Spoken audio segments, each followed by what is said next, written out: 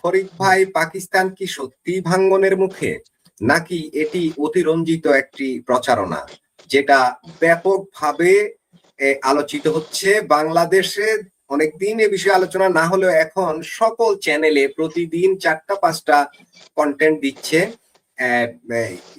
পাকিস্তান কেন্দ্রিক, বিশেষ করে পাকিস্তান অধিকৃত কাশ্মীর, বেলুচিস্তান এবং খাইবার পাখতুনখোয়া, এই 3টা জায়গা নিয়ে কিন্তু ব্যাপক আলোচিত হচ্ছে। আসলে কি এটি পাকিস্তান ভাঙ্গনের মুখে পড়েছে? ফরিদ ভাই, ধন্যবাদ আপনাকে। আমাকে কি শোনা যাচ্ছে? শুনতে পাচ্ছেন? জি, আমি শুনতে পাচ্ছি, সাউন্ড একটু কম হলেও শুনতে পাচ্ছি। ঠিক করতে চেষ্টা করতেছি। আমার অনুমান যে সাউন্ড একটু কম।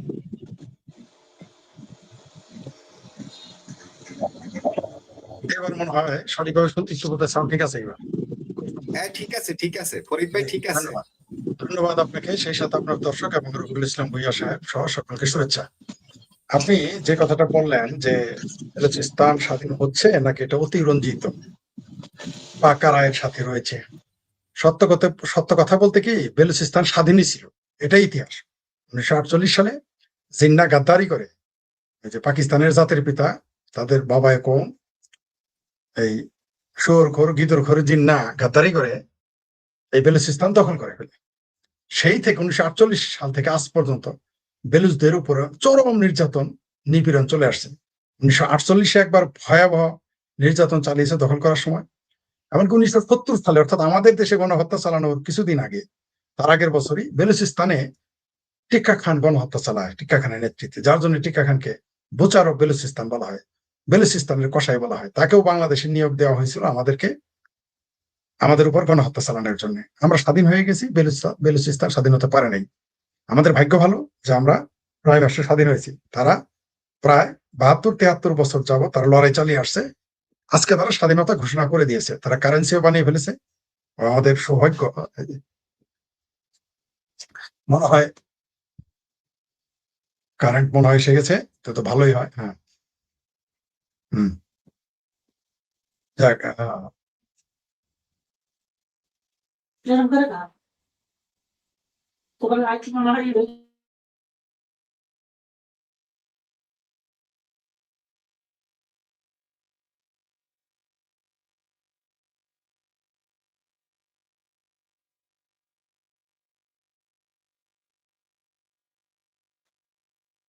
জি ফরিদ ভাই, জি তাহলে কথা বলছি ভোল্টেজ কম। যেটা বলতেছিলাম সেটা হলো যে অবশ্যই বেলুচিস্তান স্বাধীন হবে, স্বাধীন হওয়ারই কথা। কারণ এই দেশ, যে জাতি একবার স্বাধীনতার কথা ঘোষণা করে, আপনি তাদেরকে রুখে দিতে পারবেন না। আর এদের উপর যে নির্যাতন নিপীড়ন চলেছে, তাদের তো আপনি রুখতে পারবেনই না। কারণ হচ্ছে এই পাকিস্তান বাহিনী কত হারামি, এদের মানবাধিকার কর্মীদের গায়েব করে দেয়, এদের শিশুদের মেরে ফেলে, বাপকে মেরে ফেলে, মাকে মেরে ফেলে। যারা মুক্তিযোদ্ধা, বেলুচ মুক্তিযোদ্ধা, তাদের কিডনি, চোখ, এগুলো পর্যন্ত তারা বিক্রি করে দেয় ধরে নিয়ে গিয়ে। আপনি যে ভিডিওটা দেখাচ্ছেন, সর্বশেষ 45 জন সেনাবাহিনীকে বেলুচ স্বাধীনতা মুক্তিযুদ্ধের পক্ষে যারা মুক্তিযোদ্ধা বেলুচ, তারা তাদেরকে হত্যা করেছে। আপনি দেখেন বেলুচরা কিন্তু কোনো সিভিল এরিয়ায় কিছু করে না, কোনো সিভিল এরিয়ায় না। এরা সরাসরি তাদের লড়াই পাকিস্তান বাহিনীর সাথে, তারা সরাসরি পাকিস্তান বাহিনীর সাথে লড়াই করে যাচ্ছে, হিম্মত দেখিয়ে যাচ্ছে। পাকিস্তান বাহিনী কিন্তু তারা সিভিলিয়ানদের তুলে নিয়ে যায়, মেরে ফেলে। আমি গত পরশুদিন আমরা 2 জন বেলুচ মুক্তিযোদ্ধার সাথে আমরা লাইভ করেছি সাইফুল বাতেন টিটুর চ্যানেলে। এই বালুচ মুক্তিযোদ্ধারা আমাদের বলেছে যে তাদের উপর কি নির্যাতন নিপীড়ন। অথচ বালুচরা হচ্ছে একটা সভ্য একটা জাতি, তারা আলাদা জাতি, আলাদা সভ্যতা। পাকিস্তান নামের উৎপত্তি হয়েছে 1940 সালে, রহমতুল্লাহ প্রথম পাকিস্তান নাম শব্দটা উচ্চারণ করে। আর বেলুচরা হচ্ছে হাজার হাজার বছরের সংস্কৃতি সভ্যতার অধিকারী। আপনি এটাকে তো ধরে রাখতে পারবেন না। আরো বিচিত্র বিষয় যে 73-74 বছর, 72 থেকে 73 বছর যে নির্যাতন নিপীড়ন চালাচ্ছে, কোন মুসলমানদের চেতনা এখন আর জাগে না। এইভাবে নৃশংসভাবে বেলুচ মুসলমানদের মেরে ফেলতেছে। কোন বামপন্থীদের কোনো দিন আপনি কোন বামপন্থী অফিসে এগুলো নিয়ে আলোচনা শুনবেন, কোন বামপন্থী পত্রিকায় একটা অনান্তরের কথা, একটা বাক্য লিখতে দেখবেন না। কোন মুসলমান একটা শব্দ উচ্চারণ করবে মুসলমানদের নিয়ে। এখন আর ইসলামী জজবাও তাদের জাগে না, বামপন্থীদের মানবাধিকারের জজবাও তাদের জাগে না। এই বেলুচরা যে বীরেরা যে লড়াই করতেছে, তাদের নেতাদের হত্যা করে ফেলেছে, ডেকে নিয়ে দাওয়াত দিয়ে নিয়ে মেরে ফেলেছে, এইরকম রেকর্ড আছে। আর আপনি যেটা বললেন, এটার সত্যতা হলো যে এরা আপনি আর ঠিকই রাখতে পারবেন না। বাংলাদেশকে গিলে খাওয়ার জন্য এসেছিল 24শে জুলাই সন্ত্রাসী আন্দোলনের পরে। পাকিস্তান মনে করেছিল যে মুড়ির মোয়ার মতো বাংলাদেশ গিলে খাবে। তখনই আমি বলেছিলাম, এর আগেও বলেছি, বাংলাদেশ আওয়ামী লীগ তখন ক্ষমতায়, তার আগেও আমি বলেছি যে আগামী 5 থেকে 10 বছরের মধ্যে পাকিস্তান ভেঙে যাবে। তবে আমি ভেবেছিলাম, তখন বলেছিলাম টুকরো হবে, মানে একটা হবে। কিন্তু আপনি যেটা বললেন যে বেলুচিস্তান স্বাধীন হয়েছে কিনা, আপনাকে বলে রাখি, পাকিস্তান টুকরো টুকরো হয়ে যাবে। আর আপনি এটাকে টিকে রাখতে পারবেন না, কারণ সারা পৃথিবী এদের অবস্থান দেখেছে, তারা কারেন্সিও চালু করে দিয়েছে। আমরা যারা মুক্তিযুদ্ধের পক্ষের মানুষ, তাদের উচিত বেলুচ মুক্তিযোদ্ধাদের সমর্থন দেওয়া, বেলুচিস্তানকে স্বাধীনতার স্বীকৃতি দেওয়া। আমার ধারণা এই মুহূর্তে যদি শেখ হাসিনার সরকার বা বাংলাদেশের মুক্তিযুদ্ধের সরকার ক্ষমতায় থাকতো, অবশ্যই বেলুচিস্তানকে স্বীকৃতি দিয়ে দিত। আমার ধারণা 1-2 মাসের মধ্যে থেকেই পৃথিবীর বিভিন্ন দেশ বেলুচিস্তানকে স্বীকৃতি দেবে। কারণ প্রায় 40 লক্ষ থেকে 50 লক্ষ বেলুচ যারা দেশের বাইরে রয়েছে, তারা বিভিন্ন ভাবে কাজ করতেছে, আমাদের সাথে তাদের ব্যক্তিগতভাবে কথা হয়। তারা কতটুকু মানে সেকুলার আপনি চিন্তাই করতে পারবেন না। তারা মুসলমান, তারা নিজস্ব সংস্কৃতি সভ্যতাকে তারা ধারণ করে। তারা শুধুমাত্র কোনো ব্যক্তি বা গোষ্ঠী বা একই চিন্তার উপরে তারা থাকে না। তারা কারোর সাথেই, তারা এত লিবারেল আপনি কল্পনাই করতে পারবেন না। তারা এত লিবারেল,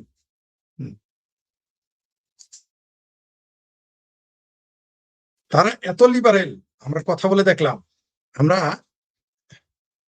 আমরা চিন্তাই করতে, তাদের সাথে তাদের বিভিন্ন প্রশ্ন করেছি আমরা, যে আপনাদের স্বাধীন বেলুচিস্তানের স্বরূপ কি হবে, আপনাদের বেলুচিস্তানের চিন্তা ভাবনা কেমন হবে, আপনাদের রাজনৈতিক মোটো কি হবে। তারা সব আধুনিক চিন্তা করে। এবং সবচেয়ে আপনাকে বিস্ময়কর একটা তথ্য দেই, সারা পৃথিবীতে এই যারা মুক্তিযুদ্ধ করে, তারা কিন্তু সবার আগে আর্থিক সহযোগিতা চায়। আমরা তাদের বলেছি, আমরা বাংলাদেশের মুক্তিযুদ্ধের পক্ষের মানুষ যারা, তারা আপনাকে কিভাবে সহযোগিতা করবো আমরা জানাবো।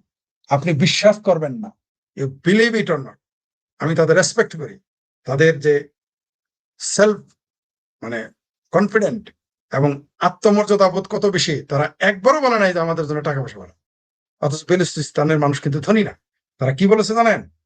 বলেছে আপনারা আমাদের ডিপ্লোম্যাটিক সাপোর্ট দেন, আপনারা আমাদের কথা মানুষকে জানান, আমরা যে নির্যাতিত নিপীড়িত এই পাকিস্তানি আর্মিদের প্রোপাগান্ডার সাথে তারা পারতেছে না, আমরা পারতেছি না, আপনারা আমাদের সহযোগিতা করেন। ডিপ্লোম্যাটিক লেখায়, বলায়, কবিতায়, আলোচনায় আপনারা আমাদের সহযোগিতা করেন। এবং তারা এও বলেছে যে তাদের দেশ বেলুচিস্তান 13 তারিখে তারা unlucky but lucky for some, তারা 13 তারিখে স্বাধীনতা ঘোষণা করেছে।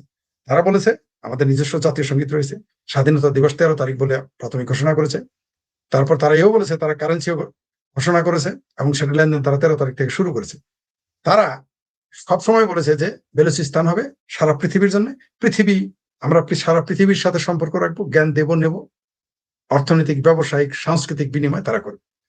তারা বলেছে যে আপনারা কল্পনাই করতে পারবেন না যে এটা আপনারা যে পাকিস্তানের স্বরূপ দেখেছেন বেলুচিস্তান তা নয়। যে তারা আরো বিস্মিত হয়ে গেছে আমি, যে বেলুচিস্তানের তরুণেরা তারা ফাস্ট ফুড খাওয়ার টাকা ম্যানেজ করে, তারা বই পড়ে। পাকিস্তানের মধ্যে সবচেয়ে বেশি বই পাঠ করে তারা। বললো যে তাদের বুক ফেয়ার হয়, সেখানে 50-60 লক্ষ বই বিক্রি হয়। টাকার না, 50-60 লক্ষ বই বিক্রি, যেখানে মানুষ হলো 1.5 কোটি, সেখানে আপনি 50-60 লক্ষ বই বিক্রি করেন, আপনি কি মনে করেন আমাকে বলেন। আমি তখন মনে এটা কি করে সম্ভব? তারা বললো যে আমাদের তরুণেরা ফাস্টফুড খায় না, তারা সেই টাকা দিয়ে বই কিনে। তো সেই জাতিটাকে আপনি এইভাবে নির্যাতিত, নিষ্পেষিত রাখবেন। 45% হচ্ছে বর্তমান পাকিস্তানের বেলুচিস্তান, মানে টুকরো পাকিস্তান কেন? পাকিস্তান 71 একবার টুকরো হয়েছে। বাংলাদেশের মোল্লারা বলেছিল, বাংলাদেশের ইসলামী জজবালারা বলেছিল কিয়ামত পাকিস্তান টিকবে, কিন্তু 25 বছর পরে পাকিস্তান ভেঙে বাংলাদেশ হয়েছে। এখন আবার ভেঙে বেলুচিস্তান হবে, ভেঙে সিন্ধু হবে, ভেঙে পশতুনিস্তান হবে। নিশ্চিত থাকেন, বলেছিলাম টুকরো হবে, এখন দেখছি টুকরো টুকরো হবে। বলেছে তাদের যে অর্থনীতি, এখানকে যত খনিজ সম্পদ পৃথিবীতে 100 প্রকার খনিজ সম্পদের মধ্যে কিছু খনিজ সম্পদ, রেয়ার খনিজ সম্পদ, সেগুলো বেলুচিস্তানে আছে। এগুলো দিয়েই পাকিস্তানের মানে লাহোর আর পাঞ্জাবিরা চলে।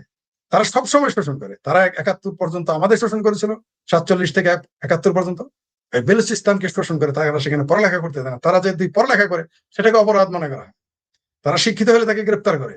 তো এইরকম একটা দেশ, যেই দেশে শিশুদেরও বলাৎকার করে, টুকরো টুকরো করে কেটে টুকরো টুকরো করে ফেলে, বড়দের ম্যাচিউর যারা তাদের কিডনি, চোখ, লিভার এগুলো তারা বিক্রি করে। পৃথিবীর একমাত্র হারামি এই পাকিস্তানি সেনা, যারা একদিকে আফগানিস্তানের আফিম বেচে, আরেকদিকে তারা মানুষের অঙ্গ প্রত্যঙ্গ বেচে। এই সেনাবাহিনীকে পৃথিবীতে নিষিদ্ধ করা উচিত।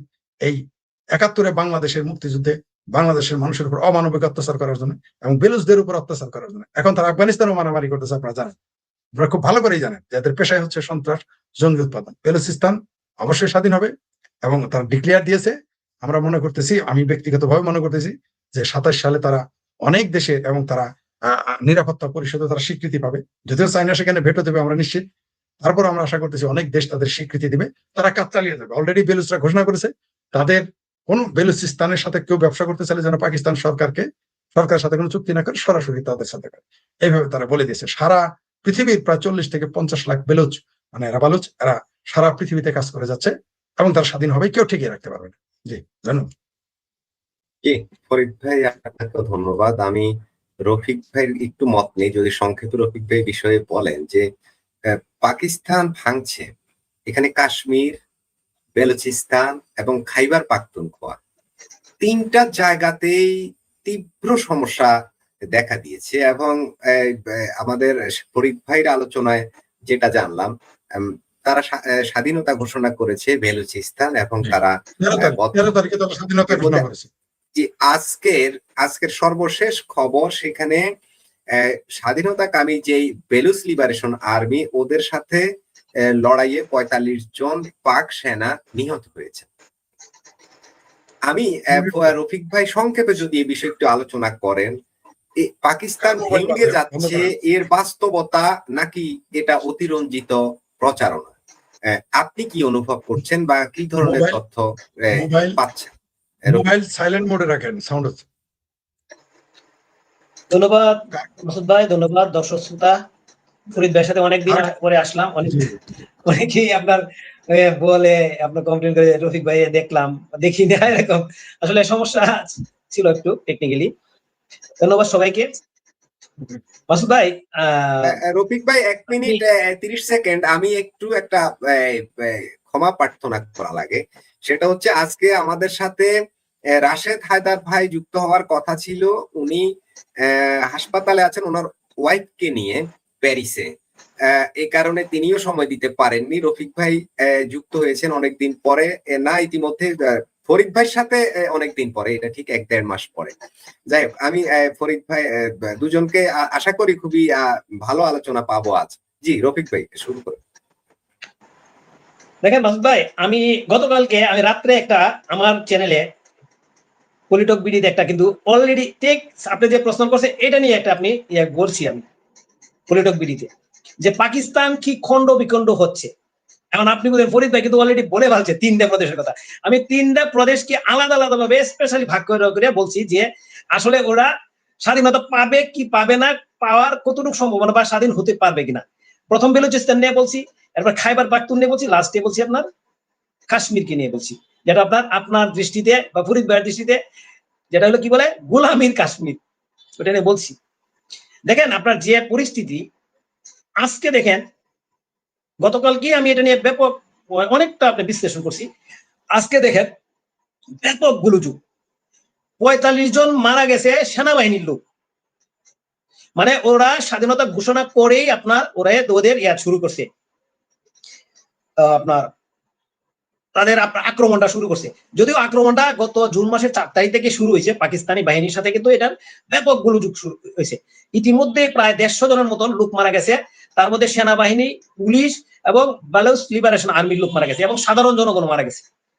আজকে এসে একদিনে মারে ফেলছি আপনার সেনাবাহিনীর 45 জন, মানে আপনার এখানে বালুচ লিবারেশন আর্মির কোন লোক মারা যায়নি। মানে ওরা এখন মোটামুটি ভাবে পরিকল্পিত ভাবে একদম ভালো করে নামছে। আর ওরা যেহেতু ওরা বলে ফেলছে যে 85% জায়গা দখল করছে, এবং ফরিদ ভাইয়ের সাথে যে টকশুটা, এটা ওই যে বালুচ যে লিবারেশন আর্মির 2 জন আপনার যোদ্ধা যে সাক্ষাৎকার দিছে, এটা কিন্তু আমি নিজে শুনছি, শুনে কিন্তু আমি আপনার টকশুতে বলছিলাম যে ফরিদ ভাইয়ের সাথে ওরা এই একটা সাক্ষাৎকার দিছে যে তারা 99% জায়গায় দখল করে ফেলছে। অল্টিমেটলি তারা কিন্তু অলরেডি তারা যে অবস্থায় আছে, তারা মোটামুটি একটা দেশ স্বাধীনতার জন্য যা যা উপাদানের দরকার সেটার মোটামুটি প্রায় কাছাকাছি চলে গেছে। কারণ আপনার একটা স্বাধীন ভূখণ্ড দরকার, স্থায়ী বসতির দরকার, একটা মুদ্রার দরকার এবং প্রশাসন চালানোর জন্য এবং আন্তর্জাতিকভাবে ডিলিংস করার জন্য যে ধরনের ইয়ার দরকার সেটা তাদের আছে। তারা বলছে যে প্রশাসনিক কাজকর্ম আমাদের হাতে নিয়ন্ত্রণে এখন, এটাও কিন্তু তারা বলছে। এই 4টা পয়েন্ট নিয়ে কিন্তু তারা অলরেডি ইন্টারন্যাশনালি মানুষকে কিন্তু জানায় দেশকে যে আমরা স্বাধীনতা ঘোষণা করলাম, আপনারা আমাদেরকে স্বীকৃতি দেন। এখন এটা কিন্তু এখন আপনি ধরে নিতে পারেন যে ওদেরকে আর ফিরে রাখতে পারবে না। আরেকটা জিনিস আমি বলে দিই আপনাকে, যে জাতি একবার স্বাধীনতার জন্য আপনার লড়াই শুরু করে সেই জাতিকে কিন্তু থামায় রাখতে পারে ইতিহাসে কিন্তু নাই। আপনি ইতিহাস যদি ঘেটে ঘেটে দেখেন, যারা একবার যুদ্ধে নামছে যে জাতি তারা কিন্তু জয়ী হয়েছে। সময় হয়তো বেশি লাগছে, কারণ বালুচ যে মানুষ তারা এতদিন, যেহেতু পাকিস্তান একটা পারমাণবিক দেশ, সেই হিসাবে হয়তো সাধারণ মানুষ এতদিন পাকিস্তানের প্রতি একটা সিম্পিতি ছিল। এখন আইসা আস্তে আস্তে তারা নির্যাতিত হইতে হইতে আপনার এখন পাকিস্তানের এই যে বেলুচের মানুষ ওই লিবারেশন আর্মির পক্ষে চলে গেছে। আপনি তো, আমি যে ফরিদ ভাই বললো না যে 35,000 না কি জানি বললো যে ফ্যামিলি বাইরে আছে, আমি একটা ফ্যামিলির কথা তো আমরা বলছিলাম আমার টক শোতে, যে একটা ফ্যামিলির একটা সাক্ষাৎকার দিছে আমাদের দুবাইয়ে এক আমাদের দেশি এক মেয়ের সাথে, যে পাশাপাশি থাকে, তারা ওইখানে পালায় আইসা ওই ফ্যামিলি নিয়ে ওইখানে দুবাইয়ে থাকতেছে। এবং সে আরো সাক্ষাৎকার দিছে যে ইয়াং যে ছেলে পেলে যারা আছে এদেরকে পাইলে পাকিস্তান সেনাবাহিনী মেরে ফেলে। তার মানে তারা কিন্তু চরম নির্যাতনে আছে। আর ফরিদ ভাই তো আরো বলছে পাকিস্তানিদের স্বভাব তো খারাপ, আপনি জানি নেই, তারা কিন্তু নারী লুবি। আমাদের এই দেশে আপনি কত নারীকে আপনার নির্যাতন করছে আপনারা জানেন। যে দেশে নারী নির্যাতন হয়, যে দেশের সেনাবাহিনী নিজের দেশের নারীদেরকে নির্যাতন করে, সেই দেশ কি আর ঠিক থাকবে? আপনি একটু শুনেন, একটা যুদ্ধের একটা বড় একটা কি খারাপ দিক হলো আপনার বলে দিই আপনাকে, যে সেনাবাহিনী নারী নির্যাতনের সাথে যুক্ত হবে সেই সেনাবাহিনী পরাজিত হবে। এটা হলো ইতিহাসের রেকর্ড। এই সেনাবাহিনীদেরকে কিন্তু স্পেশাল ট্রেনিং করানো হয় যে এই ধরনের কাজ যেন যুদ্ধের সময় না করে। এটা কিন্তু স্পেশাল ট্রেনিং। এটা হলো ধর্মীয় তো আছেই, যুদ্ধেরও একটা ইয়ে আছে আপনার, যে নারীদেরকে শিশু এবং নারী তাদেরকে যেন তারা নিজেরা হেফাজত করে। অথচ এই পাকিস্তানি সেনাবাহিনী নারী পাইলে এর আর মাথা ঠিক থাকে না, যেটা বাংলাদেশে তারা করছিল। এর জন্যই কিন্তু তারা কিন্তু শেষ পর্যন্ত পরাজিত হয়েছে। আমার বিশ্বাস যে এরা পরাজিত হবে নিশ্চিত, আপনি ধরে রাখতে পারেন। আর পরাজিত হওয়া তো কাছে চলেই গেছে। এখন ইন্টারন্যাশনাল আপনার এখন স্বীকৃতি দরকার। তবে যেহেতু যুদ্ধ নতুন করে স্টার্ট হয়েছে, স্বীকৃতি এরা যেহেতু আপনার স্বাধীনতা ঘোষণাই করছে, এখন আর ওরা পিছপা হবে না যতক্ষণ পর্যন্ত ইন্টারন্যাশনাল স্বীকৃতি না আসবে। তারা এটা দখল করে ফেলবে এবং একটা পর্যায়ে দেখবেন আফগানিস্তানের সাথে যেহেতু তাদের একটা গোলযোগ আছে পাকিস্তানের, আফগানিস্তানে প্রথমে এদের স্বীকৃতি দিয়ে বসে থাকবে, এরকম আপনার রেডি হয়ে রয়েছে। মনে করেন, আপনি ধরে রাখেন, আপনি আরো কিছু ঘটনা আরো আছে, এটা আরো সামনে আরো বুঝতে পারবেন। ইরানের সাথে কিন্তু সম্পর্ক ভালো না, পাকিস্তানের সম্পর্ক খারাপের দিকে যাচ্ছে। যে কোনো সময় কিন্তু ইরানও কিন্তু বেঁকে বসতে পারে। ইরানের সীমান্ত, আফগানিস্তানের সীমান্ত, ওই সীমান্ত যদি ওপেন থাকে ওই বালুচ লিবারেশন আর্মির জন্য, ওই যে অস্ত্র যদি পায় তাহলে তো আর কোনো ইয়া নাই, কোনো উপায় নেই পাকিস্তানে। তবে আমার একটা বিশ্বাস যে এটা আর ধরে রাখতে পারবে না। এবং আমার যে এটা বললাম আপনার, পাকিস্তান আর টিকে থাকবে না। পাকিস্তান টিকে থাকবে ঠিকই ওই সিন্ধু প্রদেশ আর হলো আপনার যেটা হলো পাঞ্জাব প্রদেশ, ওই এই দুটা প্রদেশ নিয়ে টিকে থাকতে পারবে। এছাড়া বাকি কি সিন্ধুতেও কিছু প্রবলেম আছে। ওইটা প্রবলেম হলো ওরা জাতিগতভাবে ওরকম ইয়া না, কারণ ওইখানে পিপিপির একটা ভালো একটা ইয়ে আছে, অবস্থান আছে, ওই জন্যই ওরা ওই যাবে না। তবে ওই যে 3টা প্রদেশের কথা বলতেছে যে বলা হলো, ওই যে বালুচিস্তান, খাইবার পাখতুনখোয়া এবং কাশ্মীর, এরা কিন্তু খুবই নির্যাতিত ভাই। আমার ভিডিওটাতে কিন্তু আমি এইগুলি বারবার সুন্দর করে বলছি যে কতটুকু নির্যাতিত হয়েছে। আমাদের দেশের মানুষ যে নির্যাতনে ছিল সেই নির্যাতনের মধ্যে তারা আছে। আপনার সিন্ধু প্রদেশ এবং পাঞ্জাব প্রদেশ তারা কিন্তু অনেক উন্নত, আর ওই যে এলাকা 3টা প্রদেশ খুবই উন্নত। অথচ আপনার বেলুচিস্তান হলো পাকিস্তানের আপনার 44% আপনার জায়গা দখল করে আছে, অথচ তাদেরকে কোনো উন্নয়নের কোনো সুযোগ দেয় না। অথচ ওইখান থেকে মূল শুধু জায়গা না, সমস্ত রিসোর্স বেলুচিস্তানে। ওইটাই বলছি, ওই ইনকামটা ওই থেকে আসে। রফিক ভাই আমি তাহলে আবার আসি, আপনার কাছে আসতেছি ব্যাকে, আমি ফরিদ ভাইয়ের কাছে একটু চাই, এ বিষয়ে একটু কথা বলা দরকার, আপনি পরে বলবেন। সেটা হচ্ছে চীন পাকিস্তান অর্থনৈতিক করিডোর, সিপিইসি, যেটা বেল্ট অ্যান্ড রোড ইনিশিয়েটিভ, যেটা হাইওয়ে ইনিশিয়েটিভ, সেটার একটা প্রজেক্ট। এটা করা হয়েছে বেলুচিস্তানের উপর দিয়ে, এবং বেলুচিস্তানের ওই সমুদ্রে আরব সাগরে সেখানে গাওয়াত যে বন্দর করেছে সেটাও চীন টোটালি এখানে চীন $60 বিলিয়ন বিশাল বিনিয়োগ। আর ওখানের যে খনিজ সম্পদ রয়েছে সেগুলো উত্তোলন করছে চায়না কোম্পানিকে দিয়ে। সব মিলিয়ে বালুচদের যে অভিযোগ যেটা আমরা শুনেছি বা মিডিয়ায় যেটা এসেছে সেটা হচ্ছে চীনকে দিয়ে টোটাল বেলুচিস্তানকে লুট করা হচ্ছে, এই ধরনের অভিযোগ বালুচরা করছেন। প্রশ্ন হলো, এই চীন পাকিস্তান অর্থনৈতিক করিডোর কি এই সংকটের পেছনে মূল ভূমিকা রাখছে কিনা? ফরিদ ভাই।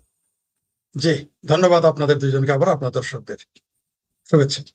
আপনি যে কথাটা বললেন, চীন তো সবসময় পাকিস্তানের উন্নয়ন কর্মকাণ্ডে জড়িত থাকে। ইদানিং পাকিস্তান আমেরিকাকেও সেখানে দাওয়াত দিয়েছে, অর্থাৎ বাঘ সিংহ দুইজনকে দাওয়াত দিয়েছে যাতে ওই অঞ্চলে কোনো হরিণ না থাকতে পারে। কিন্তু রিয়েলিটি হচ্ছে যে একটা জাতি যখন স্বাধীনতার জন্য জীবন উৎসর্গ, আপনি একজন নারী নেত্রীর কথা শুনেছেন যে আমরা বালুচ, কত তোমরা মারবা, যত মারবা আমরা পয়দা হবো, আর আমরা কখনো আমাদের শহীদদের ভুলে যাব না বাঙালিদের মতো। তিনি কিন্তু এইভাবে স্লোগান দিয়েছেন। তো এই জাতিকে আপনি ঠিক রক্ষা মানে দাবিয়ে রাখতে পারবেন না। চীন যেটা করেছে, মাঝখান দিয়ে সিপ্যাক সমস্ত উন্নয়ন কর্মকাণ্ডের নামে আসলে বেলুচিস্তানকে চীনকে দিয়ে তারা সেটা দখল করতে চেয়েছে, এখন আমেরিকাকে দেওয়া হচ্ছে। কিন্তু বেলুচেরা বুঝতে পেরেছে, তারা বলে দিয়েছে যে যারা পাকিস্তানের সাথে চুক্তি করবে তাদের ধরে নিবে যে তারা বেলুচদের বিরুদ্ধে বিদ্রোহ ঘোষণা করছে। তারা যত প্রজেক্ট ছিল সব বন্ধ করে দিয়েছে। বেলুচিস্তানে এখন কোনো না চাইনিজ প্রজেক্ট আছে না আমেরিকার প্রজেক্ট নাই। তারা ওইখানে 5টার পরে কোনো বাদ চলে না, পুরো বেলুচিস্তানে কোনো বাদ চলে না। কোনো সেনাবাহিনীর কর্মকর্তা কখনো ট্রেন ভ্রমণ করে না। আরো অদ্ভুত ব্যাপার, সেখানে একটি এয়ারপোর্ট রয়েছে, সেই এয়ারপোর্টের ইমিগ্রেশন হয় আরেক জায়গায়, আরেক প্রদেশে। তাহলে সেই দেশটা তো আদতে পাকিস্তানের কন্ট্রোলের বাইরে, সর্বদাই বাইরে। যদি বেলুচিস্তানে কিছু অংশ রয়েছে আফগানিস্তানের মধ্যে, কিছু অংশ রয়েছে ইরানের ভিতরে, তারা ওটা দাবি এখনো করে নাই। তারা বলেছে তারা যতটুকু বেলুচ রয়েছে, তাদের বন্দর রয়েছে, তাদের পানিপথ রয়েছে, তাদের বিশাল ভূমি রয়েছে। আপনি দেখেন পাকিস্তানে প্রায় 25 থেকে 26 কোটি মানুষ, কিন্তু বেলুচিস্তান 45% বা 44%, সেখানে মানুষ মাত্র 1.5 কোটি। মানে তারা কত সচেতন, আপনি এটা খেয়াল করেছেন? অর্থাৎ তার দ্বারা যে এই যে পাকিস্তানের যে মৌলবাদী গোষ্ঠী ইসলামী জঙ্গিবাদ, তাদের সাথে কিন্তু তাদের সম্পর্ক নাই। এবং আপনি খেয়াল করেন, তারা শুধুমাত্র সেনাবাহিনীর, আপনি দেখবেন সেনাবাহিনী যখন রেলে যায় সেই গাড়িতে হামলা করে, বা সেনা ক্যান্টনমেন্টে হামলা করে, সরাসরি সেনা স্থাপনা বা পুলিশের উপর হামলা করে। তারা কিন্তু সাধারণ নাগরিকের উপর হামলা করে না। এরকম পৃথিবীতে এইরকম কোন গোষ্ঠী নাই পৃথিবীতে বলা চলে। তারা যে কোনো বাণিজ্য পাকিস্তান সেখানে চীনকে বলে দিয়েছে, তারা যখন দেখেছে তাদের লুটে পুটে খায়, গ্যাস যায় বালুচিস্তান থেকে, বেলুচিস্তানের মানুষ গ্যাসের অভাবে রান্না করতে পারে না, এটা তো মেনে নিবে না, তারা নিতে পারে না।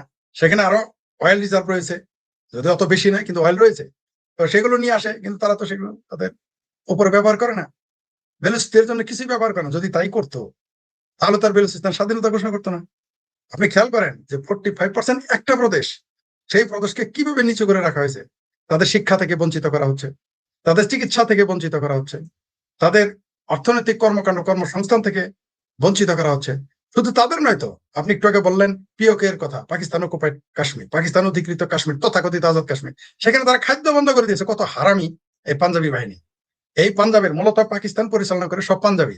পাঞ্জাবিদের এখন না সিন্ধিরা পছন্দ করে, না কাশ্মীরিরা পছন্দ করে, না পশতুনরা পছন্দ করে, না বেলুচরা তো পছন্দ করেই না। তো একটা একটা একটা একটা মুষ্টিমেয় কিছু লোক ওই পাঞ্জাবিরা সারা পাকিস্তানকে দখল করে রাখবে, তো হয় না ভাই। বরং এতদিন কিভাবে ধরে রাখলো এটাই তো আমার কাছে বিস্ময়কর। আমার ধারণা যদি ইরান ইসরায়েল এই যুদ্ধটা না হতো, ইরান ইসরায়েল আমেরিকা এই যে ত্রিমুখী যুদ্ধ যদি না হইতো, এতদিন বেলুচিস্তান স্বাধীন হয়ে যেত। এই কারণে পিছিয়ে গেছে। আমার ধারণা এটা হয়ে যাবে এবং হওয়া উচিত। সারা পৃথিবীর মুক্তিকামী মানুষ, গণতান্ত্রিক মানুষ, যারা মানবাধিকার কর্মী, তাদের উচিত বেলুচিস্তানের স্বাধীনতার পক্ষে কথা বলা। এইখানে দেখেন আপনি, এখন কিন্তু আমি আবারও বলতেছি যে এখন কোন ইসলাম প্রেম আমরা দেখতেছি না। তারা যে মুসলমান এটা আর বলতেছে না, তাদের মারা যায়। মানে বাংলাদেশের মুসলমানরা কত বড় ফাত্রা, বাংলাদেশের বামপন্থীরা কত বড় ফাত্রা, বেলুচিস্তান দিয়ে প্রমাণিত হয়েছে। এমনকি 200-র উপরে লোক মেরে ফেলছে পিওকেতে, পাকিস্তান অকুপাইড কাশ্মীর, প্রায় 200-র উপরে লোক মেরে ফেলেছে। পত্রিকায় আসছে 50 জন, কিন্তু আমরা জানি সেখানে 200-র উপর লোক মারা গেছে। কিন্তু বাংলাদেশের টু শব্দটি করতে দেখেছেন কোন মুসলমানকে? কাশ্মীরে তো জেনুইন মুসলমান, তাই না?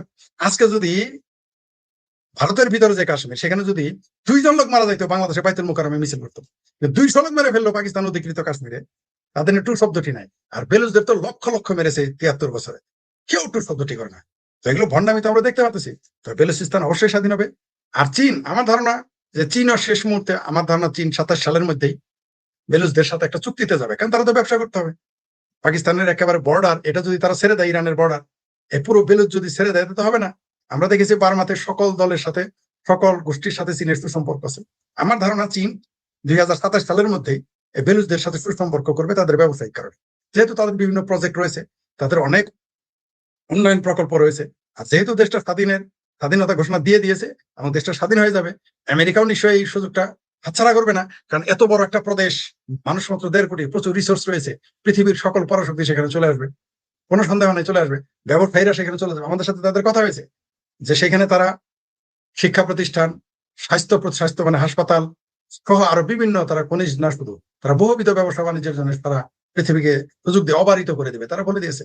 তো ব্যবসায়ীরা সেখানে যাবে, অবশ্যই সেখানে চীনও থাকবে। কিন্তু এখন চীনের যে কোনো প্রজেক্ট তারা হামলা করেছে, তারা বলেছে যে এখান থেকে কোনো রিসোর্স, কোনো খনিজ সম্পদ যদি লাহোরে যায়, করাচিতে যায়, তবে তারা সেটাকে হামলা করবে এবং করে চলছে এবং নিয়মিত করে চলছে। আপনি দেখেন যখন ওই ফিল্ড মার্শাল আসিফ মুনির সারা দুনিয়া জয় করতেছে, ভারত দখল করবে, বাংলাদেশের দিয়ে 7 সিস্টার দখল করার স্বপ্ন দেখতেছিল, তখন কিন্তু তার বেলুচিস্তান চলে গেছে এবং আজকেও 45 জন মারা গেছে।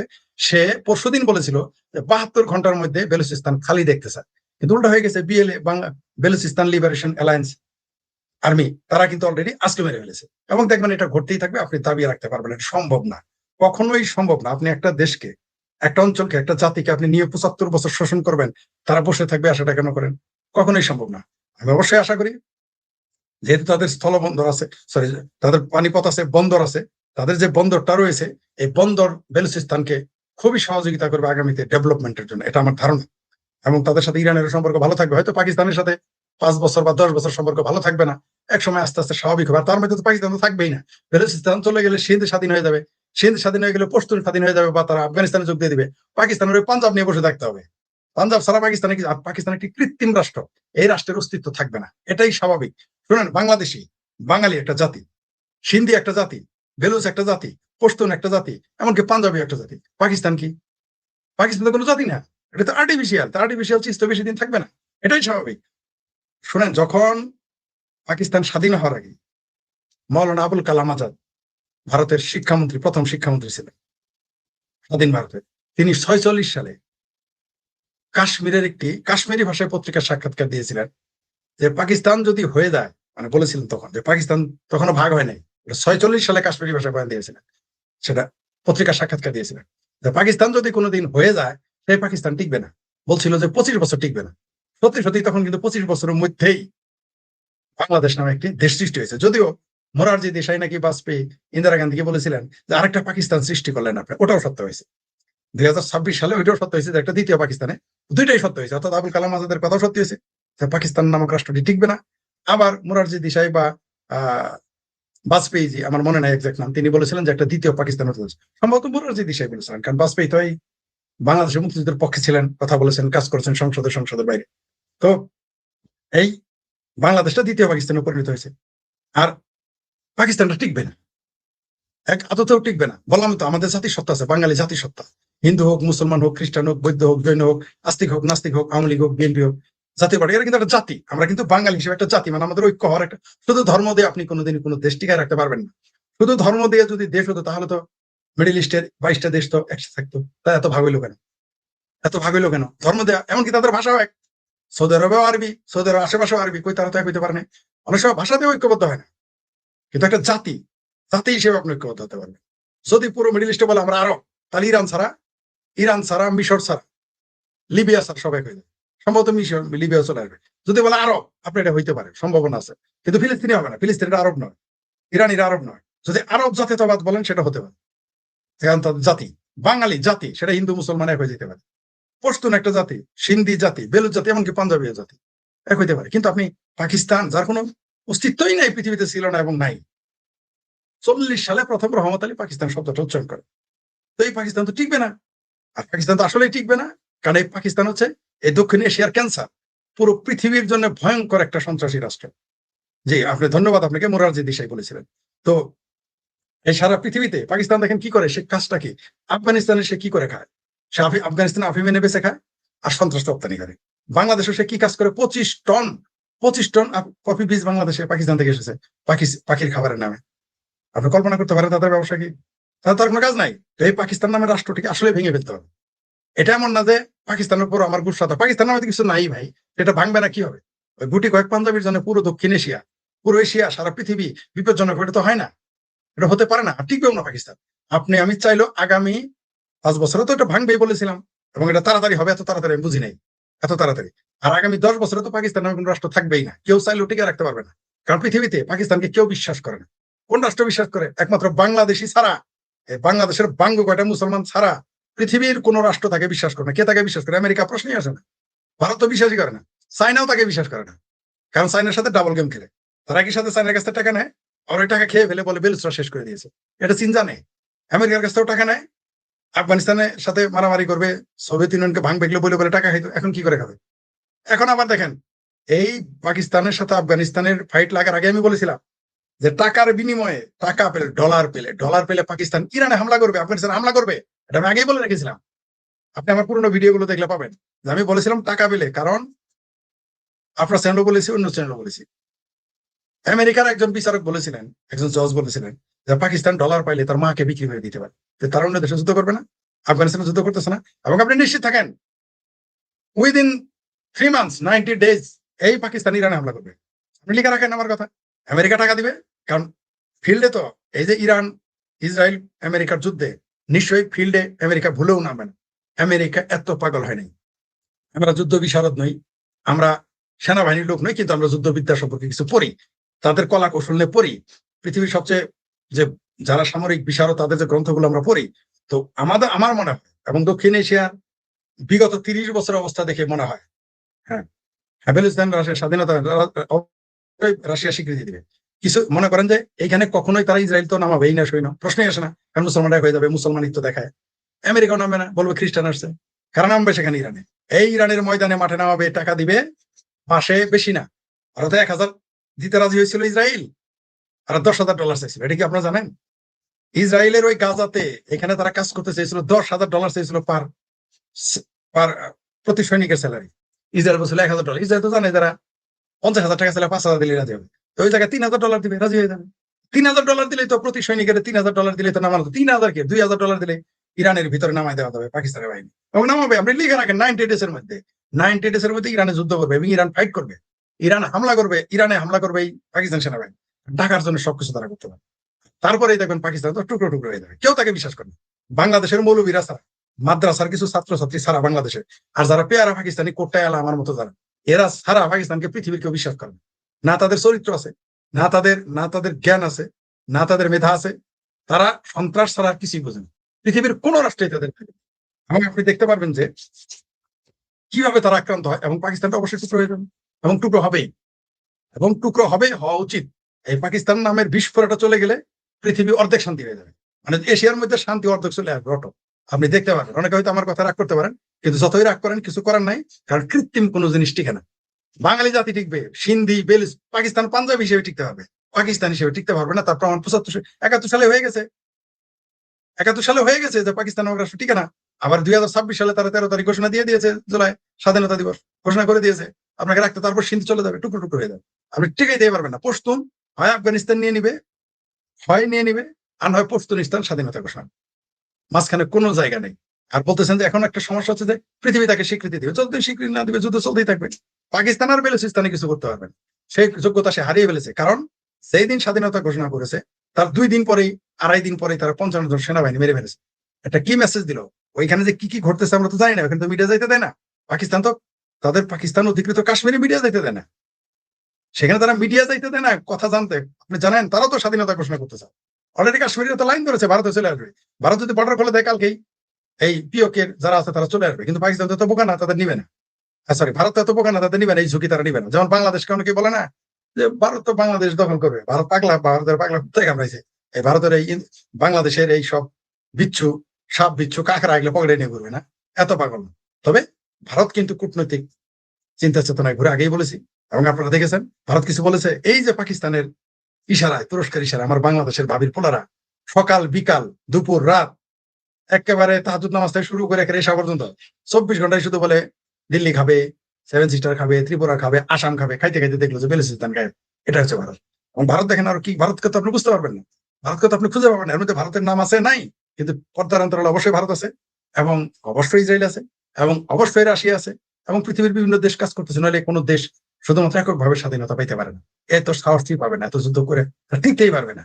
কারণ আফগানিস্তান একটা ল্যান্ড লক কান্ট্রি, সেখানে যদি দুনিয়ার পরাশক্তি যাইতে পারে, তাহলে বেলুচিস্তানে যে তাদের সহযোগিতা করতেছে না তার গ্যারান্টি কি? বাংলাদেশে অনেকেই যে সেখানে সহযোগিতা করতেছে না আর্থিক দিয়ে, অর্থ দিয়ে, তার গ্যারান্টি কি? বা সাপোর্ট দিয়ে, মোরাল সাপোর্ট দিচ্ছে না, তার গ্যারান্টি কি? আর অবশ্যই আমিও চাই বেলুচিস্তান স্বাধীন হোক। পাকিস্তান নামক যে ক্যান্সার, সেই ক্যান্সার পৃথিবী থেকে একে সার্জারি করে বিদায় জানাইতে হবে। অলরেডি 13 তারিখে সার্জারি হয়ে, একবার 71 সালে সার্জারি হয়েছে, আরেকবার এই 13 জুলাই সার্জারি হয়ে গেল। সামনে দেখবেন আরো ভাঙবে, এবং এই দেশটাকে টেকানো উচিত নয়। কারণ যাদের কাজই হচ্ছে সন্ত্রাস রপ্তানি করা, আমরা উৎপাদন এবং রপ্তানি করা আর ড্রাগ বেচা, ওই দেশ দিয়ে আপনি কি করবেন? ওই দেশ তো পৃথিবীর জন্য বিপজ্জনক হয়ে দাঁড়াবে। জি, ধন্যবাদ। জি ফরিদ ভাই, আবারও আসছি আপনার কাছে। আপনার আলোচনা থেকে বেশ কিছু পয়েন্ট নিয়েছি, সেগুলো আরেকটু খোলাসা করতে হবে। আমি রফিক ভাইয়ের কাছে যাই। রফিক ভাই, যে কথাটা ফরিদ ভাই বলছিলেন, আমি একটা সামারি করেছি, খুব সংক্ষিপ্ত সামারি। সেটা হলো, সম্পদ বেশি, মানুষ কম, তবুও তারা গরিব। বেলুচিস্তানের মানুষের কথা বলছি, বেলুচদের। সেখানকার সম্পদ পাকিস্তানের অন্যান্য প্রদেশের তুলনায় বেলুচিস্তানের সম্পদের পরিমাণ অনেক বেশি।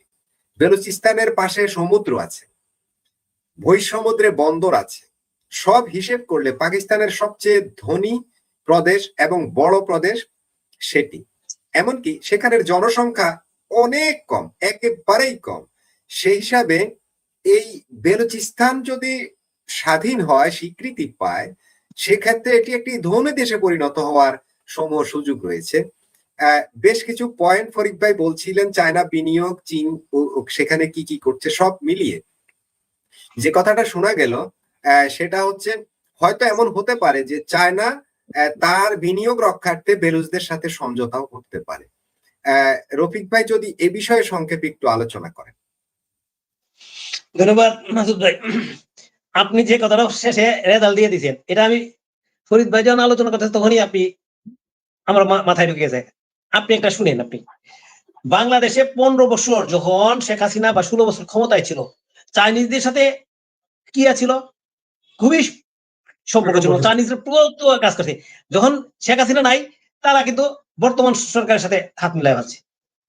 চাইনিজদের সম্বন্ধে আমার একটু আইডিয়া আছে, কারণ যেহেতু আমি একটা বিজনেসের সাথে জড়িত ছিলাম। চাইনিজরা হলো বিজনেসম্যান, আমি সবসময় আমার ভিডিওতে বলি, চাইনিজরা হলো বিজনেসম্যান। তারা যেদিকে লাভ সেদিকে যাবে, এটা হলো তাদের হলো মূল থিম। তারা এককভাবে কোনোদিন ধরে রাখবে না আপনাকে, তাদের বিজনেস যতক্ষণ থাকবে ততক্ষণ এসে আসছে। এখন আসেন, তারা যেহেতু হাজার হাজার কোটি টাকা আপনার বালুচিস্তানে ইনভেস্ট করছে, গোয়াদার বন্দরে ইনভেস্ট করছে, ওই যে বা ওই দিক দিয়ে রোড তৈরি করতেছে, যেটা আপনার ইন্টারন্যাশনাল রোড, যেটা পাকিস্তানে, হ্যাঁ, যেটা আপনার ইয়াতে চীনে যাবে এবং আফগানিস্তানে যাবে, অর্থনৈতিক করিডোর যেটা সিপিইচি, সেটা আর হচ্ছে গাওয়াত বন্দর, যেটা ভূসমুদ্রের বন্দর, বিশাল সম্ভাবনাময় একটা বন্দর সেটা। আমি সেটাই বলতেছি। এখন এই যে বন্দরে হাজার হাজার কোটি টাকা ইনভেস্ট করছে, এবং এই ইনভেস্ট ধরে রাখার জন্য, এবং এই আপনার ইয়াটা রোডটা কোথায় যাবে? পাকিস্তান, চীনে যাবে এবং আফগানিস্তান পর্যন্ত যাবে। কিন্তু আপনারা তো জানেন, আফগানিস্তানের সবচেয়ে বড় উন্নয়ন সহযোগী দেশের মধ্যে 3টা দেশ আছে, ভারত, চীন এবং রাশিয়া। দেখেন, এই 3টা দেশ কিন্তু এক ঘাটের মানুষ, এক রসুনের এক ফুট, কি বলি আমরা দেশি মানুষ। আপনি বর্তমান ইন্টারন্যাশনাল আপনার যে রাজনীতি চলতেছে, তার মধ্যে কিছু ঘুরে ঘুরে কিন্তু 3 জনে কিন্তু এক জায়গা, তাই না? চীন, রাশিয়া, ভারত। এখন এই যে জিনিসটা আছে, এই যে হাজার হাজার কোটি টাকা ইনভেস্ট করছে, সেই ইনভেস্ট কি সে ধ্বংস করবে সে? আপনি যখন এরা যখন স্বাধীনতা ঘোষণা করে ফেলছে, আপনার একটা কথা মনে আছে, আমি আফগানিস্তানের কথা বলছিলাম। আপনি দেখেন, ভারতের সাথে সবচেয়ে ভালো সম্পর্ক কার? মধ্যপ্রাচ্যে আপনার ইসরায়েলের। ওই আমাদের দেশে যখন যুদ্ধ হয়েছিল, ভারত কিন্তু প্রথম স্বাধীনতা দেয় না, স্বীকৃতি দেয় না, দিয়েছিল ভুটান, ভারতের সবচেয়ে ঘনিষ্ঠ যেটা। এখন এমনও হইতে পারে, আপনারা দেখবেন, এই যে আজকে 45 জন মারছে, তো এটা পাকিস্তানি সংবাদে বলছে, বাংলাদেশের সংবাদে বলছে। বাংলাদেশের সংবাদ কি পাকিস্তানের বিপক্ষে যাবে? আপনি দেখেন 147 জন মারছে, এখানে সেটা খুঁজবেন আগে, 147 জন সেটা খুঁজবেন, কথা বুঝলেন না আপনি? আমি তো আমার ভিডিওতে বা আপনার এই টক শোতে অসংখ্যবার খুব জানছি যে বাংলাদেশের মিডিয়া কেন পাকিস্তানের কোনো মানে পাকিস্তানের দুঃসংবাদ কেন প্রচার দেয় না।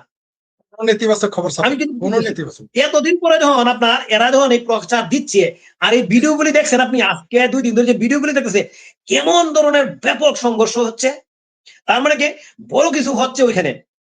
এই জন্যই এতদিন লুকায় রাখে আর পারতেছে না, শেষ পর্যন্ত আমাদের বাংলাদেশি মিডিয়া কিন্তু প্রচার দিচ্ছে।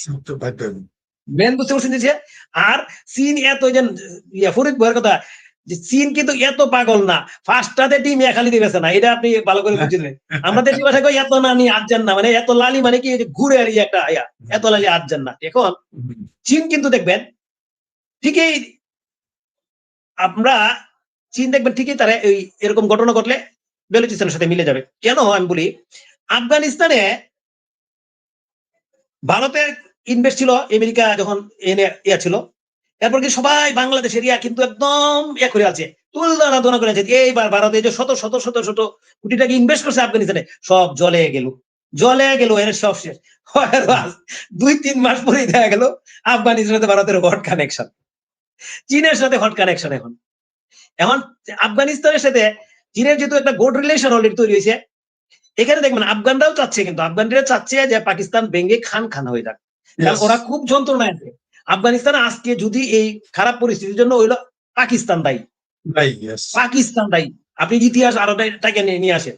সুতরাং আফগানিস্তানও চাচ্ছে ওদের কাছ থেকে মুক্তি চাওয়ার জন্য, কারণ ওরা যদি পাঞ্জাবের একটা কথা আমি বলি আপনাকে, মুক্তিযুদ্ধের সময় ফরিদ ভাই বলতে পারবেন না, আমার মনে আছে, আমরা যদি আছে মুরব্বীরা কিন্তু এখন যারা আমাদের আগে যে মুরব্বী আছে তাদেরকে জিজ্ঞেস করে পাকিস্তান সেনাবাহিনী কয় না, কিন্তু ওরা পাঞ্জাবি কয়। পাঞ্জাবি কয় কেন জানেন? পাকিস্তান সেনাবাহিনীর বড় বড় পোস্ট যারা আছে, বড় বড় সবই হলো পাঞ্জাবি, বুঝতে পারছেন? অন্যান্য প্রদেশকে কোনো সুযোগ সুবিধা দেয় না। এটার কিন্তু এই এতদিন পরে এসে বিস্ফোরণটা করতেছে, বুঝতে পারছেন জিনিসটা? পাঞ্জাবের এখনো কিছু সবকিছু নিয়ন্ত্রণ করছে, তারা অন্যান্য প্রদেশে সহজ সুযোগ সুবিধা নিয়ে ওরা বুক বিলাস করে।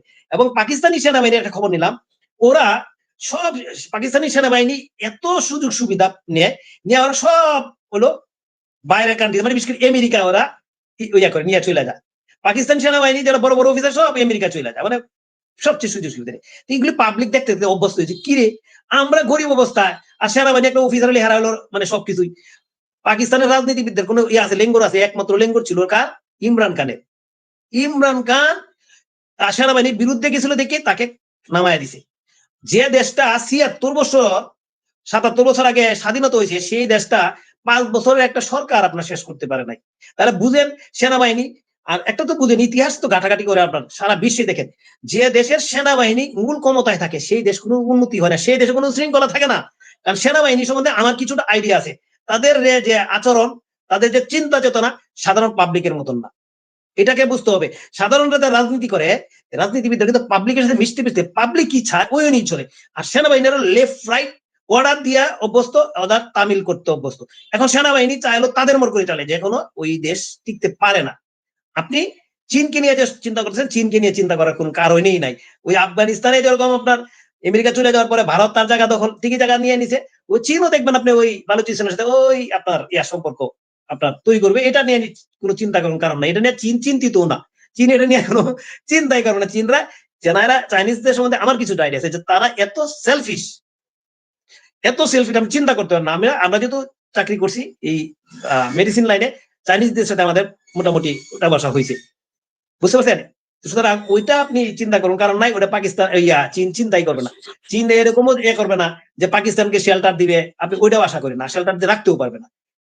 আপনি আইরিশ রিপাবলিকান আর্মির নাম শুনছেন? আয়ারল্যান্ডের কথা নাম শুনছেন? রফিক ভাই 1 মিনিটে শেষ করবেন। জি 1 মিনিট শেষ করছি। এই আইরিশটা কিন্তু ইংল্যান্ডের একটা প্রদেশ ছিল, তারা কিন্তু ওই সময় কিন্তু অনেক যুদ্ধ করে সাধারণত লিবারেশন করেছিল। আয়ারল্যান্ড কিন্তু স্বাধীনতা পায় গেছে। এটা চিন্তা করেন, আপনি যে জাতি একবার স্বাধীনতার জন্য আপনার মুখ খুলে নামে পড়ে, আর যেখানে অস্ত্র ধরে হালা সেখানে আর সেটাকে আপনি আটকায় রাখতে পারবেন না। স্বাধীনতা ঘোষণা যেহেতু করছে, স্বীকৃতিও তারা নিয়ে নিবে। 85% না। ফরিদ ভাইয়ের সাথে যে সাক্ষাৎকার দিয়েছে এই যে বেলুস, যে দুটা আমি সাক্ষাৎকারটা শুনছি, যারা 99% বলছে, ফরিদ ভাই রাইট, 99% বলছে না, 99% জায়গা তাদের দখলে আছে। আর বেলুচিস্তানের মানুষ আমাদের দেশের স্বাধীনতা সংগ্রামের সময় যখন সাধারণ মানুষ মুক্তিযুদ্ধের সাথে সম্পর্ক হয়ে গেছিল, মুক্তিযুদ্ধের সাথে বেলুচিস্তানের মানুষ নির্যাতিত হইতে সাধারণ মানুষ এখন ওই বেলুচ লিবারেশন আর্মির সাথে এবং মিশে গেছে। সুতরাং ওই জাতিকে আর আপনার কখনো আটকায় রাখতে পারবে না। সুতরাং পাকিস্তানের যে ভাঙ্গন, এটা আপনি নিশ্চিত ধরে রাখতে পারেন। ধন্যবাদ মাসুদ ভাই।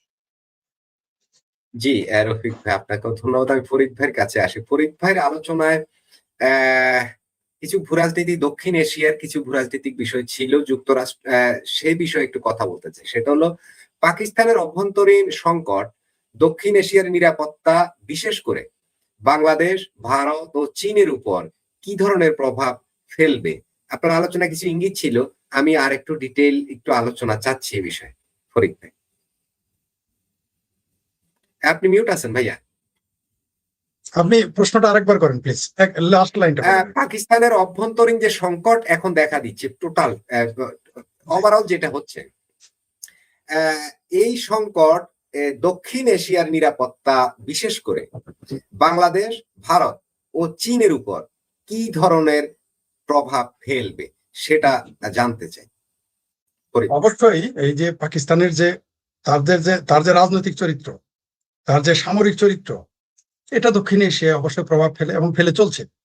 এই দক্ষিণ এশিয়ায় ইসলামী মৌলবাদ, ইসলামী জঙ্গিবাদ স্প্রেড করা একেবারে এক নাম্বার আতুর হচ্ছে পাকিস্তান। 1947 সালে, 1947-এ আপনি যে অবস্থাটা দেখলেন, শুরু কিন্তু তখন থেকে হয়েছে, কিন্তু তখন অর্থনৈতিক অবস্থা দুর্বল ছিল।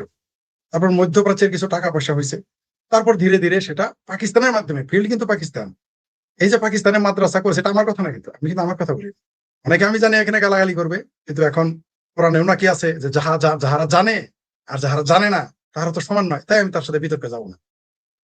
সৌদি আরবের প্রিন্স বলেছিলেন যে তারা মাদ্রাসায় ইনভেস্ট করেছে, বলেন এই মাদ্রাসা সোয়াবের জন্য বানাইছে বাংলাদেশের মতো। বাংলাদেশের মানুষ তো মাদ্রাসায় পরে সোয়াবের আশায়, বেহেশতে চালচালায় যাওয়ার আশায়। সৌদি আরবের প্রিন্স বলেছেন যে তারা মাদ্রাসায় ইনভেস্ট করেছে সোভিয়েত ইউনিয়নকে, রাশিয়া থেকে সোভিয়েত ইউনিয়নকে আফগানিস্তান থেকে তাড়ানোর জন্য, সোভিয়েত বাহিনীকে, রুশ বাহিনীকে তাড়ানোর জন্য মাদ্রাসা ইনভেস্ট করেছে। এবং এও বলেছে তাদের বন্ধু রাষ্ট্রের কথা। বন্ধু রাষ্ট্রকে সবাই জানে, বন্ধু রাষ্ট্র কারা? পাশ্চাত্যের আমেরিকার, ব্রিটেন ছাড়া তো ব্রিটিশের, এই আরবের তো কোনো বন্ধু নাই। এই বন্ধু রাষ্ট্র, কারণ বাংলাদেশ তো তার বন্ধু রাষ্ট্র না, এগুলো মিসকিনের রাষ্ট্র। বাংলাদেশ পাকিস্তান থেকে, ভারত থেকে তারা মিসকিন নেয়। অবশ্য ভারতের মুসলমানদের একটু মিসকিনের মধ্যে একটু ভালো মিসকিন মনে করে, পয়সা টয়সা বেশি দেয়, সুযোগ সুবিধা বেশি দেয়। কিন্তু বাংলাদেশ পাকিস্তান থেকে তারা মিসকিন নিয়ে যায়, এই হিসেবে তারা ট্রিট করে। তারা আমাদের ভাই বলে না, বন্ধু রাষ্ট্র বলে না। আজ পর্যন্ত কোনোদিন শুনি নাই কোন মিডিল ইস্টের স্টেট আমাদের বন্ধু রাষ্ট্র বলেছে, আমি শুনি নাই কোনোদিন। আপনারা শুনে থাকলে আমাকে জানাবেন। বরং মিসকিন বলেছে, তারপরে আধা মুসলমান বলেছে, এগুলো আমাদের কাছে রেকর্ড আছে। তো অবশ্যই এই দক্ষিণ এশিয়া এটা প্রভাব ফেলে এবং ফেলছে। কোনো কারণে যদি আবার পাকিস্তান টিকে যায়, তাহলে আরো সন্ত্রাস এই উপমহাদেশে বেড়ে যাবে, বাংলাদেশ অস্থিতিশীল হবে, মধ্যপ্রাচ্য অস্থিতিশীল হবে, ভারত অস্থিতিশীল হবে। কিন্তু পাকিস্তান যদি ভেঙে যায়, তারা স্বাধীন, যার যার মতো করে স্বাধীন হয়ে যায়, তাহলে অবশ্যই দক্ষিণ এশিয়ায় অনেকটাই, প্রথম দিকে 2-3 বছর বা 1 বছর খুব চাপ থাকবে, সন্ত্রাসী কার্যকলাপ বেড়ে যেতে পারে। এমনকি তারা তাদের দ্বিতীয় আস্তানা হিসেবে তারা বাংলাদেশকেও তারা নিতে পারে। কারণ তাদের তো ব্যবসা দরকার। কোন দেশ কি হলো এটা তো তারা দেখবে না, তারা দেখবে যে তাদের ব্যবসা। যেমন কসাইয়ের কাজ কি? কসাইয়ের কাজ হইলো যে ছাগল বড়, পাড়া বড় না ভেড়া বড় না ছোট, ধলা না কালা, এটা তার দরকার নাই। তার দরকার হলো যত কাস্টমার আসে আর যত পাড়া পাওয়া যায়, সে তাকে কেটে কেটে বেচবে। তো তারা বাংলাদেশকে মার্কেট হিসেবে, সন্ত্রাসীদের মার্কেট হিসেবে তারা ব্যবহার করতেই পারে, সেটা আলাদা বিষয়। কিন্তু আমি মনে করি যে যদি পাকিস্তানটা ভেঙে যায়, তাহলে এই দক্ষিণ এশিয়া, চায়না সহ বলেন, ভারত বলেন, এদের পুরো রণকৌশল তখন পাল্টে যাবে।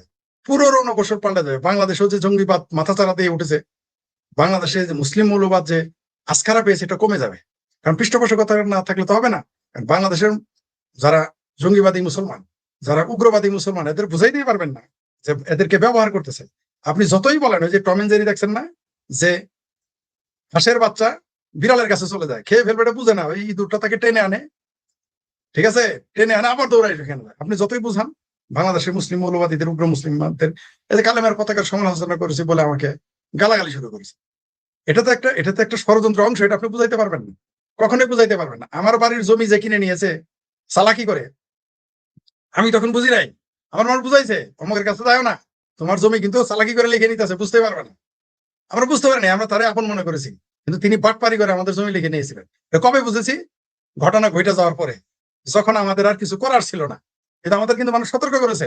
আমরা মনে করছি তারাই আমাদের শত্রু, যারা এই লোকের সাথে চলতে দেয় না। মনে করেন আপনি মাসুদ ভাই আমাকে সতর্ক করতেছেন যে রফিকুল ইসলাম ভুইয়া কিন্তু ষড়যন্ত্র করতেছে, আপনার জমি জমা নিয়ে নেবে কৌশলে, বা আপনাকে ফাঁদে ফেলবে, আপনাকে মিষ্টি মিষ্টি কথা বলছে বললেন। আমি তখন না না না, মাসুদ ভাই আমার সাথে চায় না যে রফিক ভাইয়ের সাথে ভালো সম্পর্ক হতো। কিন্তু পরে যখন রফিক ভাই কাজটা ঘটাই দিছে, তার মানে না বুঝতে পারছি যে কত বড় সর্বনষ্ট আমার হয়ে গেছে।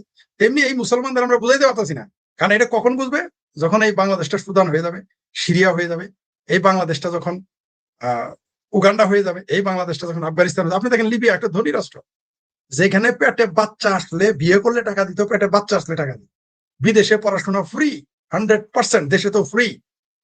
সেই লিবিয়ার পরিণতি আপনি দেখেছেন, যারা সারা পৃথিবীতে দান খয়রাত করে বেড়াইতো, সেই লিবিয়ার মানুষ যারা এখন তারা লাইনে দাঁড়ায় খাবার খায়। যে ইরাক ধনী রাষ্ট্র ছিল, মানুষকে সহযোগিতা, সেই ইরাক এখন লাইনে দাঁড়ায় খাবার নেয়। এটা আপনি বুঝাইতে পারবেন না এই দেশে। তাহলে বাংলাদেশ তো ইরাক বা লিবিয়ার মতো ধনী দেশ না, সম্ভবই না। তাহলে বাংলাদেশের কি পরিণতি হবে? তারা যদি লাইনে খাবার নেয়, তারা যদি ফরেন এইড দিয়ে চলতে হয়, তাহলে বাংলাদেশ কি করবে? মানে 5 লাখ টাকা যদি মাত্র হয়, তাহলে 5,000 টাকা কি? তাহলে বাংলাদেশে কি পরিণত হবে? এখানে যে মুসলিম মৌলবাদ, ইসলামী মৌলবাদ, ইসলামী জঙ্গিবাদকে আস্কারা দিচ্ছে কোন দ্বিতীয়, তৃতীয়, চতুর্থ রাষ্ট্রগুলোর সুবিধার্থে, আপনি বাংলাদেশ এটা বুঝাইতে পারবেন। তাই আমি হচ্ছে পাকিস্তান দ্রুত ভাঙবো। পাকিস্তান যত দ্রুত ভাঙবে, টুকরো হবে, তত এই দেশগুলোর এই মৌলবাদ থেকে মানুষগুলো রক্ষা পাবে, তারা বুঝতে পারবে। আপনি দেখেন, আপনি এই বাংলাদেশের মানুষ পাকিস্তানকে তাদের আদর্শ মনে করে। কোন পাকিস্তান?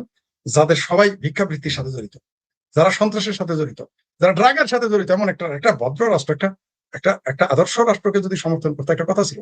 তারপর আমাদের 30 লক্ষ মানুষকে হত্যা করেছে, সেই প্রসঙ্গ তো রয়েছে।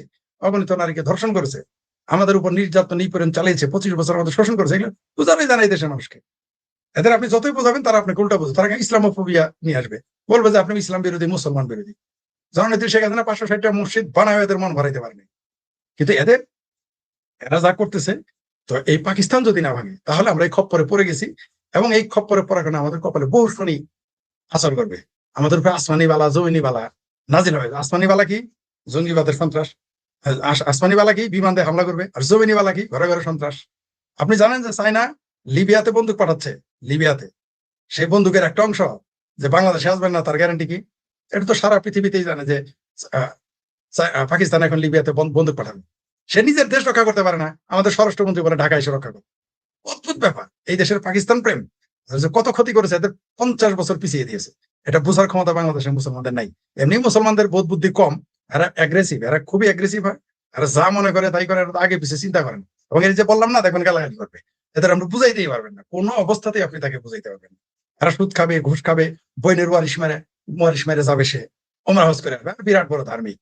ঘুষ খাবে, বলবে যে বেসিকের টাকা দিয়ে আমি হজ করে আসছি। ওরে বাবা, টাকা আবার সুদের টাকা, ঘুষের টাকা আলাদা করে, এটা ঘুষের টাকা, এটা সুদের টাকা, মাঝখানে থাকলো বেসিক, ওটা দেখেছি হজ। মানে বাটপাড়িটা দেখেন। এগুলো কিন্তু আপনাকে ঠাট্টা করে বলি নাই, আমাকে এগুলো বলেছে বলে আপনাকে বললাম। তো পাকিস্তান অবশ্যই, পাকিস্তানের অস্তিত্বের উপরে এবং অস্তিত্বহীন হওয়ার মধ্যে এই উপমহাদেশের অবশ্যই বিশৃঙ্খলা থাকবে কি থাকবে না, সন্ত্রাস থাকবে কি থাকবে না, মানুষ টেনশনে থাকবে কি থাকবে না, অস্থিতিশীল এই দক্ষিণ এশিয়া অস্থিতিশীল থাকবে কিনা, সেটা পাকিস্তানের অস্তিত্ব থাকার উপর করে, না থাকার উপর নির্ভর করে। থাকলে এগুলো ঘটতেই থাকবে, কিন্তু পাকিস্তান টুকরো হয়ে গেলে এগুলো সম্ভাবনা অনেকাংশে কমে যাবে, তাতে সন্দেহ নেই। কেন বললাম অনেকাংশে কমে যাবে? কারণ পাকিস্তান তো জঙ্গিবাদের বীজ, উগ্রতার বীজ বপন করে গেছে। এটা আস্তে আস্তে, এটা সময় লাগবে একটু। তবে পাকিস্তান টুকরো হয়ে গেলে এই উপমহাদেশ অনেকাংশে শান্ত হয়ে যাবে বলে আমি মনে করি। জি ফরিদ ভাই, আমরাও আসলে আমাদের ভিডিও একদম লাইভের শেষ প্রান্তে চলে এসেছি। যে গুরুত্বপূর্ণ আলোচনাটা আজ আমরা নিয়ে আসলাম, একদম শেষ সামারি, একদম শেষের অংশের শেষ সামারি। অর্থনৈতিক সংকট, সিপিইসি যেটা চায়না করিডোর, এই প্রকল্পের গতি অলরেডি কমে গেছে। ফরিদ ভাইয়ের আলোচনায় যেটা উঠে এসেছে যে চায়না প্রকল্পগুলোর উপরে স্বাধীনতাকামী বেলুচরা হামলা করেছে এবং করে চলেছে। সে কারণে এগুলোর গতি কমছে। বেলুচিস্তানের এগুলোর জন্য স্পেশাল ফোর্সও তৈরি করেছে চায়না, এই পাকিস্তান।